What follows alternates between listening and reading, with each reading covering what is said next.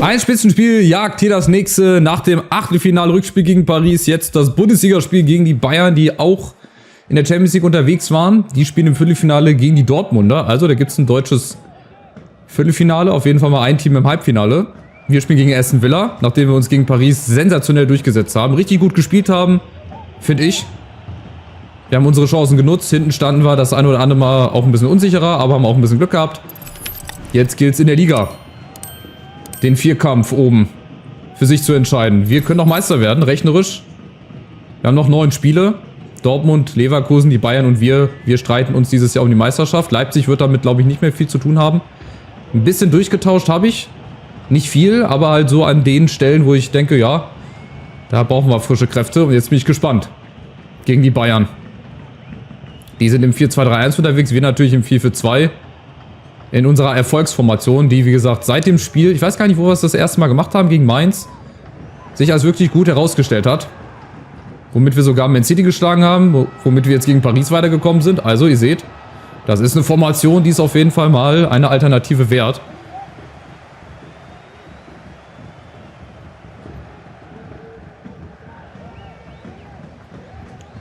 Und wenn wir hier heute einen Punkt holen, damit wäre ich schon zufrieden. Würde ich Stand jetzt sagen. Also ich glaube, dann würden wir halt auch oben dran bleiben, weil ich vermute, dass Dortmund und auch Leverkusen nicht jedes Spiel gewinnen. Und ich glaube, wir spielen ja sogar noch gegen Dortmund und gegen Leverkusen. Das Rückrundenspiel. Von daher haben wir da auch noch alle Chancen, uns nach ganz oben durchzuwursteln.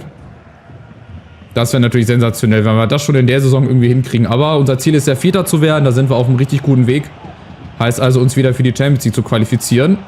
Aber es geht natürlich auch noch mehr, warum nicht? Und da ist die erste Chance durch Larsen, der für Kalajdzic spielt. Der gegen PSG fast so eine Art Wembley-Tor gemacht hätte. Leider kurz vor der Linie nochmal aufgekommen. Miretti für Van der Beek heute im Spiel. Ugarte habe ich draufgelassen, den brauchen wir auch für so Spiele. Da haben wir Ugarte. Guardiola, außen sind wir jetzt zu dritt. Nicht, dass wir uns da auf den Füßen stehen. Miretti gegen Guerrero, ist keiner da. Oh, doch, ganz hinten Larsen und Neuer. Schon das zweite Mal gegen Larsen, der dem da ganz schöne Probleme bereitet. Gucken wir mal nach einer Ecke, da ist wieder Larsen. Und Neuer diesmal. Ja, ganz souverän. Ganz überrascht auch, dass die Bayern wohl in der Saison nicht so konstant gut spielen. Sonst, wie gesagt, wären sie ja nicht auf dem 4. Platz. Das zeigt aber auch, wie gut die anderen Mannschaften einfach sind. Auch unter anderem wir. Wir haben uns gut verstärkt. Im Sommer machen wir dann hoffentlich den nächsten Schritt. Da holen wir dann nochmal von der Qualität her ein paar bessere Spiele. Achtung, jetzt erstmal aufgepasst. Pacho. Der hat auch schon gegen Paris richtig, richtig gut gespielt. Der hat da gegen Dembélé, Mbappé möglichst alles wegverteidigt bekommen. Nächste Chance. Larsen. Ja, Guardiola. Und Knauf. Sah ein bisschen komisch aus, aber wir sind vorne 3-4 Mann. Larsen winkt, hinten Mamouche, der kriegt, schade, den Ball nicht, aber der Gedächtnisspreizer von Ugarte da. Ja, es ist bislang sehr ausgeglichen. Eine halbe Stunde rum, die Bayern vorne, ja, mit einer Halbchance würde ich sagen. Wir vorne mit Larsen auch schon 2 richtig gute, also momentan ist das 0-0 hier gerechtfertigt, aber wir kommen immer besser in Flow hier rein. Ugarte! Mit der nächsten Chance, ja. Also was die Chancen, glaube ich, betrifft, sind wir jetzt überlegen. Wir spielen das auch richtig gut in die Tiefe, suchen immer wieder die Lücken, die sich halt durch dieses 4-4-2 auch dann irgendwann ergeben, wenn wir es denn in Ruhe spielen. Miretti, wieder Larsen. Ne, diesmal kommt er nicht ran. Tuta kommt auch leider nicht ran. Und jetzt halt der Konter über Harry Kane. Stanisic, okay, ist nicht mehr bei Leverkusen. Aber Meier ist da, hat sich auch richtig gut entwickelt. Der spielt auch eine richtig gute Saison. Genauso wie Mamouche. Oh, Larsen ist vorne völlig frei. Jetzt komm, eine vernünftige Kontrolle, aber so nicht. Da ist halt dann auch der Wunsch, nochmal nach dem Upgrade, dass wir auch einen Stürmer, Achtung, Orban haben, der den Ball ein bisschen besser verarbeitet bekommt. Der sich schneller drehen kann, vielleicht nochmal so ein 1,60, 1,70, 1,75, klein, wendig. So ein Pendant halt zu Larsen und zu Sascha Kalajdzic, je nachdem, ob ich die behalte oder nicht. Das weiß ich jetzt auch noch nicht, da muss ich mir im Sommer mal Gedanken drüber machen. wie denn der Kader aussehen soll. Für die nächste Saison. Knauf, Miretti unten. Nochmal unten ist Meier und der hat jetzt Platz. So, da sind 2, 3 Mann, die winken, die wollen den Ball. Miretti, Ugarte, Mamouche, nicht im Abseits. Meier. Machen wir ganz entspannt. Hinten wartet Larsen und Knauf. Nächste Chance. Wir kommen an ganz schön viele Kopfbälle ran. Weil die auch ziemlich frei stehen. Also weder, ich weiß ja nicht, wer bei den Bayern spielt, Upamecano in der Innenverteidigung oder De Ligt. Gibt es jetzt erstmal einen Freistoß. Oh, nach langer Zeit mal wieder einen Freistoß. Und da liegt einer, der kann das, der Orban. Der muss sich jetzt mal kurz ein bisschen zurechtfinden und dann machen wir das. Mit dem Außenriss natürlich, warum nicht? Ins kurze Torwart-Eck, wir probieren mal. 3,5 Balken voll. Über Orban! Ja, geklärt. Schade, auf der Linie. Den habe ich drin gesehen. Schade, schade, schade. Richtig gut geschossen. Gegen wen hat Orban denn diese sensationelle Freistoßtor gemacht? Auch mit dem Außenriss, das war gegen City, ne? Genau, da wo Ederson nicht gut ausgesehen hat. Scalvini ist in der Innenverteidigung, sehe ich gerade. Und De Ligt. Davor Goretzka und Leimer.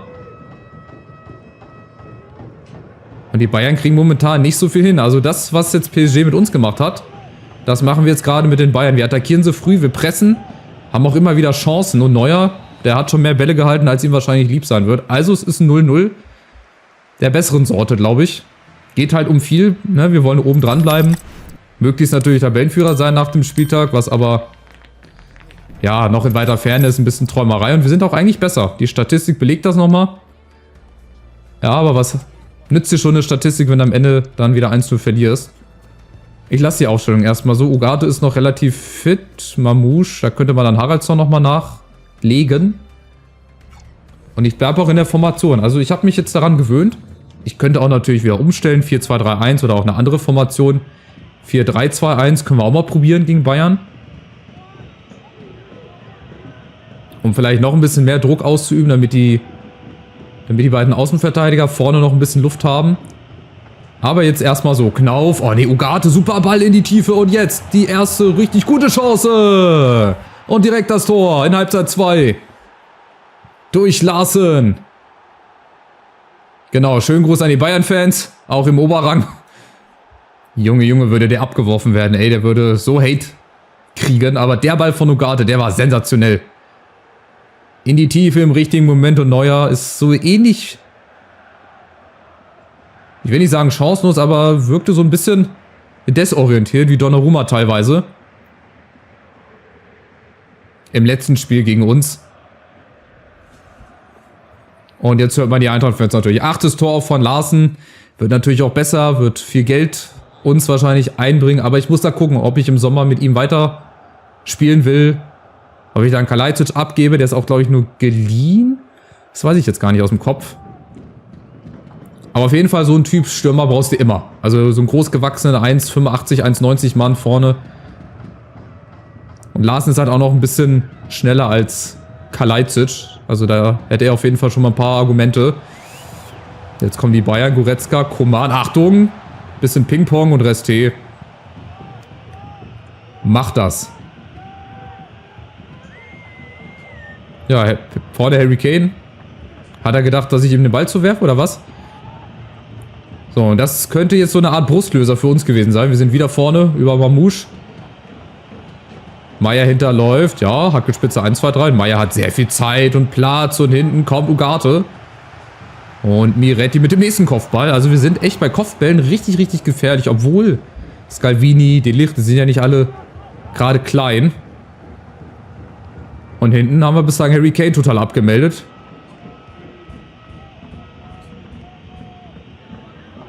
Nächster Angriff über Knauf. Schnell und gut gespielt. Kadiolufs vorne. Sieht zwar gut aus, bringt auch viel, wenn es dann auch klappt. Larsen muss auch mit nach hinten arbeiten, natürlich. Alle nach hinten, alle nach vorne. Das ist die Devise. Achtung. Müller mal mit einer Chance. Sané. Ja, ist schon so eine Art Verzweiflungsschuss, weil nicht viel geht. Weil wir das relativ gut machen und jetzt eine 2 gegen 1 Situation haben. 2 gegen 0. Das muss das 2-0 sein. Larsen, umständlich Ugarte. Das auch wie gegen Paris. Eigentlich müssen wir den selber machen. Aber ich habe unten gesehen, dass 2 Leute mitlaufen. Da muss ich einfach rüberspielen. Das kann ich nicht alleine machen. Gut, aber anscheinend muss ich das in Zukunft auch öfter mal alleine machen. 6. Ecke schon. Miretti versucht sich mal wieder. Und jetzt Larsen wirft sich rein. Orban, kriegt er den verlängert? Nee. Tut er. Ist wieder Ugarte. Dann spielen wir halt hinten rum. Wir lassen die beiden ein bisschen laufen. Suchen die Lücken. Irgendwo werden sie ja sein. Da sind sie. Larsen richtig gut gespielt.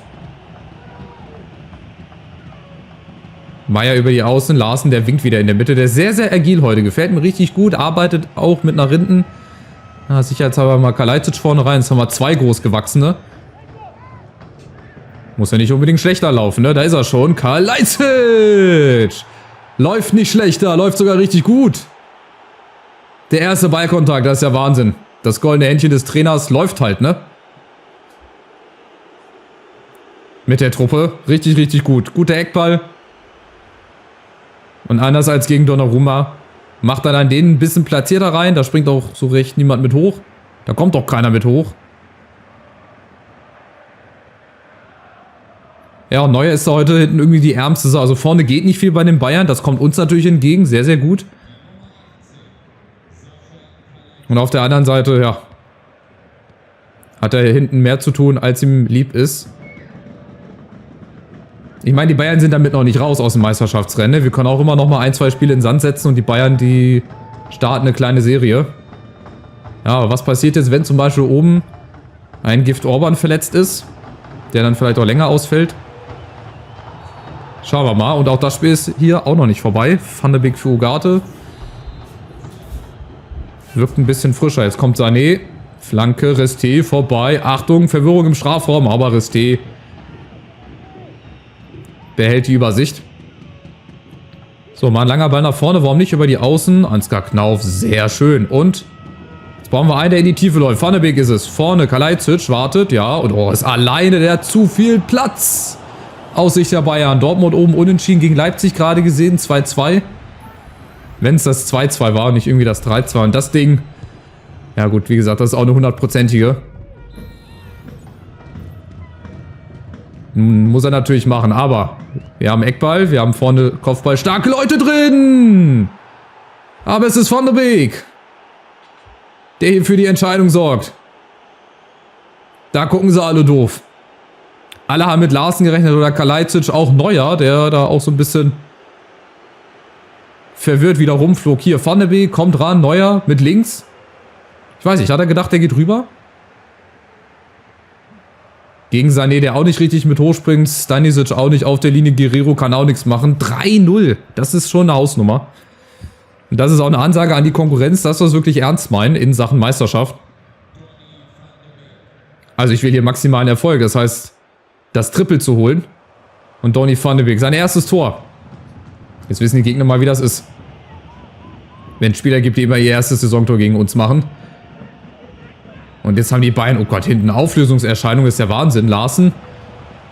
Also so viel Platz gegen die Bayern, das ist ja heavy, richtig gut und schnell gespielt.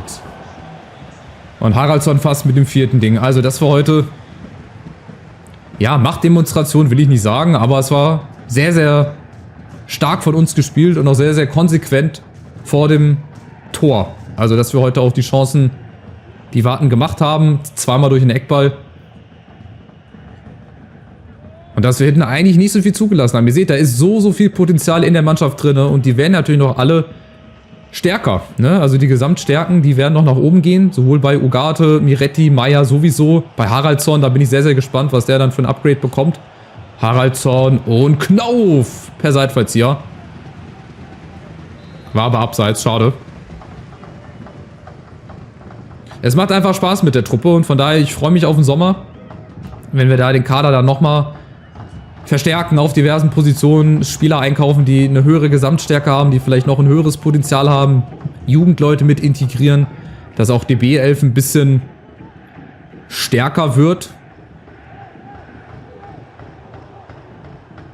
Also momentan, das ist wirklich auch eine richtig gute Rückrunde und wir gewinnen auch dieses Spiel hier verdient, auch in der Höhe dann mit, ich denke mal 3-0, es gibt 2 Minuten obendrauf. Das war auf jeden Fall Ein Spiel zum Vergessen für die Bayern, für uns natürlich auch richtig, richtig gut. Gut gespielt, Chancen genutzt, wir sind oben dran geblieben, wir bleiben oben dran. An Dortmund, an Leverkusen und die Bayern lassen wir erstmal 4 Punkte hinter uns. 4 Schüsse hatten die Bayern nur aufs Tor, das zeigt halt, dass wir defensiv auch wirklich, wirklich gut gespielt haben. Union gewinnt das Stadtduell, Leipzig spielt unentschieden gegen Dortmund, das heißt, dass wir ja auch nur noch 1 Punkt hinter Dortmund sind, 3 Punkte hinter Leverkusen, 4 Punkte vor den Bayern. Und jetzt das nächste Spiel gegen Leipzig. Also es sind jetzt hier so ein bisschen die Wochen der Wahrheit, würde ich fast sagen. Und wir haben halt auch noch Mario Götze auf der Bank, ne? Der hat auch schon Ewigkeit nicht mehr gespielt, aber die anderen machen es halt zu gut. Jetzt haben wir erstmal Länderspielpause, das heißt, wir können uns ein bisschen ausruhen. Alle bekommen wieder frische Kräfte. Die Energie wird aufgeladen, die Ausdauer wahrscheinlich auch. So. Und jetzt kommen die nächsten englischen Wochen mit dem Pokal-Halbfinale unter anderem. Wir gucken uns die Tabelle an, die ist auch sehr, sehr spannend. 59, 57, rahmt euch das wirklich ein. Spannender geht's nicht. Jetzt haben wir noch 8 Spiele. Wenn Leipzig gewinnt, haben sie 48, sind 11 Punkte hinter Leverkusen. Bayern spielt bei Union. Ach, wir haben das Freitagsspiel, wir können sogar vorlegen. Wir können also zwischenzeitlich mal Tabellenführer sein, je nachdem, wie wir spielen. Leverkusen spielt gegen Schalke. Wie sieht's unten aus? Ja, ich glaube, die steigen ab mit Hannover. Ich glaube, da wird nicht mehr viel passieren. Halbfinale unter der Woche gegen Wolfsburg zum 3. Mal in der Saison. Dann reicht's aber auch, dann habe ich genug von Wolfsburg. Finanzen wollte ich nicht gucken, ich wollte mal in den Kalender rein. Was dann noch so die nächsten Aufgaben sind. Dann, ja, wie gesagt, wir haben jetzt nur englische Wochen. Also hier 3 Tage Pause Wolfsburg, 3 Tage Pause, 2 Tage Pause, 4 Tage, 2 Tage. Und dann haben wir auch irgendwann mal wieder ein bisschen mehr Luft. Wahrscheinlich nach dem Bremen-Spiel, ne? Genau, also jetzt haben wir viele englische Wochen, das heißt, die B11 muss auch das ein oder andere Mal ran. Es geht in die heiße Phase und am Ende der Saison steht vielleicht ein Titel, 2, 3, vielleicht auch gar keiner. Ich hoffe, ihr seid weiterhin mit dabei und bleibt auch mit dabei. Nächstes Spiel dann gegen Leipzig. Macht's gut. Ciao, ciao.